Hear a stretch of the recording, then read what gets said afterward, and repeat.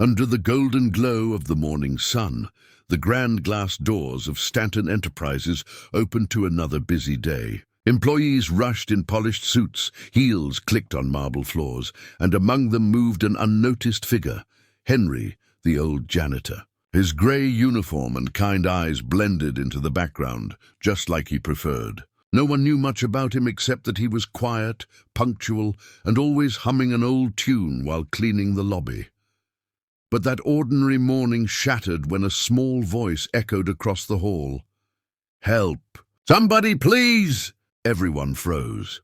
A little girl, around 7, wearing a torn pink dress, ran in, her face streaked with tears and dirt. It was Emma Stanton, the CEO's only daughter. The employees stared in shock. What was she doing here, alone and terrified? She ran straight past the suits, right to Henry, clutching his sleeve. "They beat my mom. She's dying. Please help her."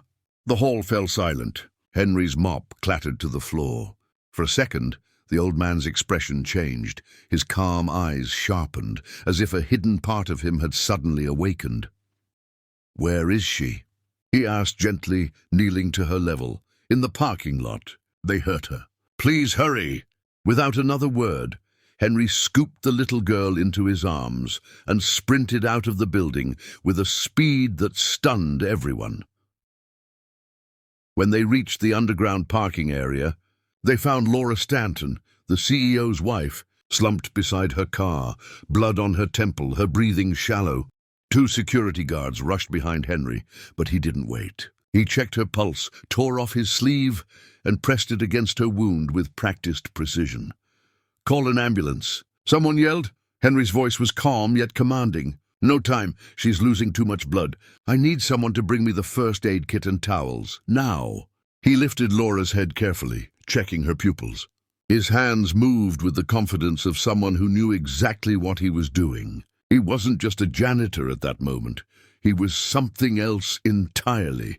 Emma sobbed beside him. "Please don't let her die." Henry gave her a small, steady smile. "I won't, sweetheart. I promise." Minutes passed like hours until the ambulance arrived. Paramedics rushed in, then stopped, staring. Henry had already stabilized her, slowed the bleeding, and kept her conscious. "Who did this?" one of them asked, impressed. Henry simply nodded toward the shadows. "They're gone. But she'll make it." As the medics took Laura away, Emma clung to Henry's neck, refusing to let go. The CEO himself, Richard Stanton, arrived moments later, furious, terrified, and confused.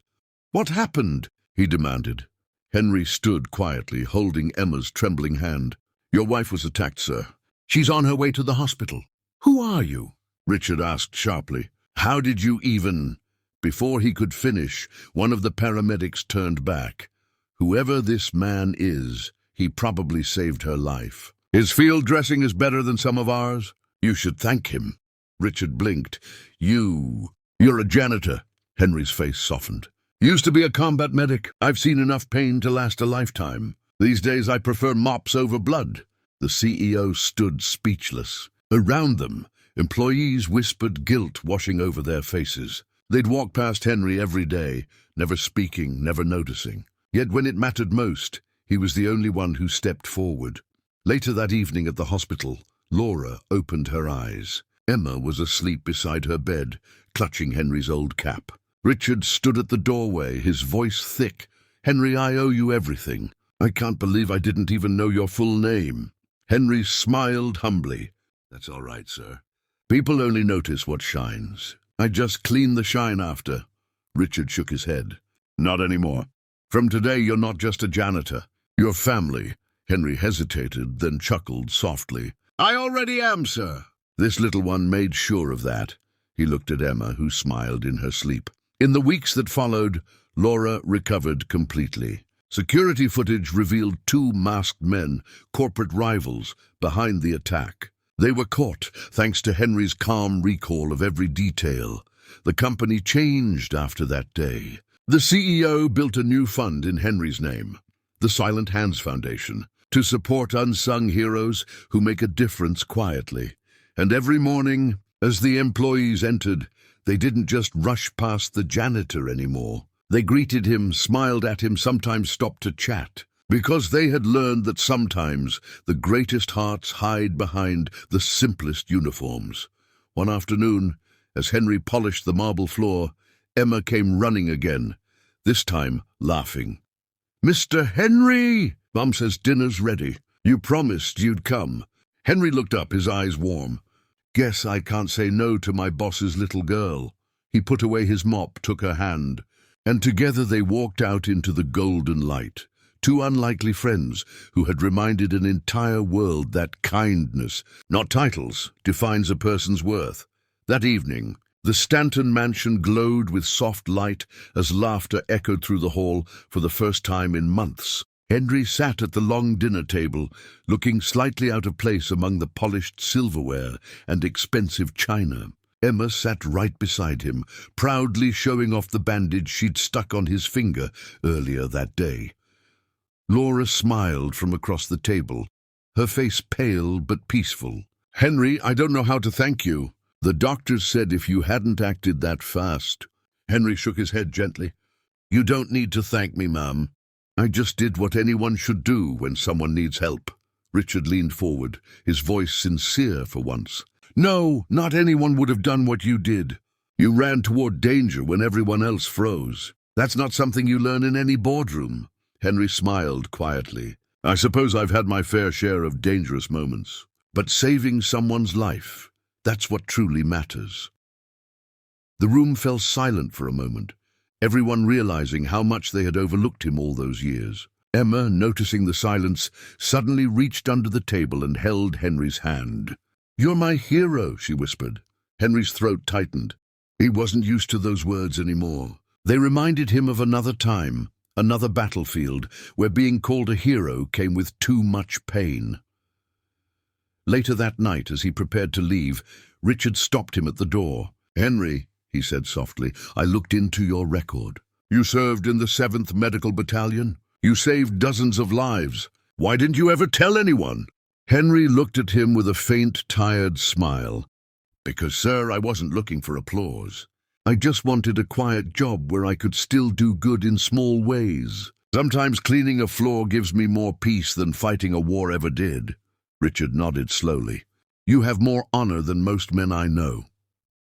Over the next few weeks, Henry's life changed in quiet, unexpected ways. People began to greet him warmly, ask about his day, and even invite him to lunch. Emma made it a ritual to visit him every morning before school, often bringing him a muffin or leaving little drawings in his cleaning cart. Once, she drew him wearing a superhero cape and wrote underneath, "Mr. Henry, the real hero." He kept that drawing folded in his pocket. A reminder that even the smallest kindness could ripple through lives. When Laura finally returned to the office, she made a point to visit Henry. "You know," she said with a gentle laugh, "Emma refuses to walk into this building without finding you first." Henry chuckled. "She's got a big heart. You and your husband must be proud." Laura smiled warmly. "We are, but I think she learned courage and kindness from you."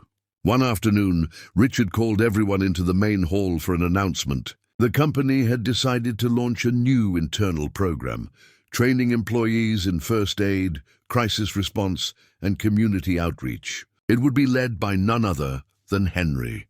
The employees erupted into applause as Henry stood there looking stunned. "I'm not used to speeches," he said shyly, "but if I've learned one thing, it's that no act of kindness is ever wasted. We can all save someone, even if it's just by showing up when they need us." From that day forward, Henry wasn't just the janitor. He became a mentor, a quiet symbol of hope in a place once ruled by pride and formality. Months later, on a sunny afternoon, Emma's laughter once again filled the lobby. She ran across the marble floor, calling, "Mr. Henry, come see my art project." He turned, his face lighting up as she held up a painting, a tall man in a janitor's uniform standing beneath golden light, surrounded by people smiling. "What's this?" he asked softly. "It's you," she said proudly. "Mom says you saved us." "I think you save everyone." Henry knelt, his voice full of warmth. "You know, kiddo, sometimes